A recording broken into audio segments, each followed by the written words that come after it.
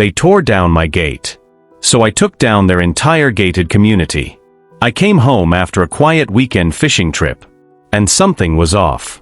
My driveway stood wide open. My handmade iron gate? Gone. All that was left was a twisted pile of metal lying in my yard. That gate wasn't just steel and hinges. I built it myself, welded my family's name across the arch. It stood for pride, work, and legacy. Now it was scrap, torn down by someone who thought it didn't fit in. See, my 5-acre property sits right beside their perfect little bubble. Trimmed hedges, security guards, luxury cars, fake smiles. They hated driving past a workshop, some trucks, and the smell of real work. So their president, Doug, Mr. Pressed Polo himself, decided to fix it. He sent a crew to cut my gate clean off the hinges. No permission. No warning. Just arrogance. What Doug didn't know. Their one and only road, that fancy gated entrance, runs right across my land. No easement. No right-of-way.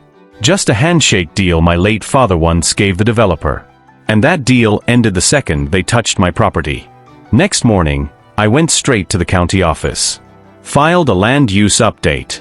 Approved before lunch. By sunset, I had a fencing crew dropping 8-foot concrete barriers across that road. A bold sign on top, private property, no trespassing. The chaos was instant. Residents parked on the highway. Deliveries stopped. Buses couldn't enter. Even fire trucks had to reroute. Doug came storming up my drive, red-faced. "You can't block our road." I handed him my property survey. "This road's mine. Step off before you're trespassing again." He threatened to sue. I smiled. Too late. I already filed for vandalism, trespass, and destruction of property. Days later, the news ran the story. Gated community no longer gated. The internet roasted them, called them entitled and arrogant. By week's end, the HOA begged for a deal. They offered to rebuild my gate, pay damages, and sign a 99-year easement, with a monthly check. I agreed, on one condition. They rebuild my gate exactly as it was, my family name gleaming across the top. And they sign a clause promising they'll never touch it again. Now every morning, Doug drives past that gate. The same one he tore down. The same one he paid triple to rebuild.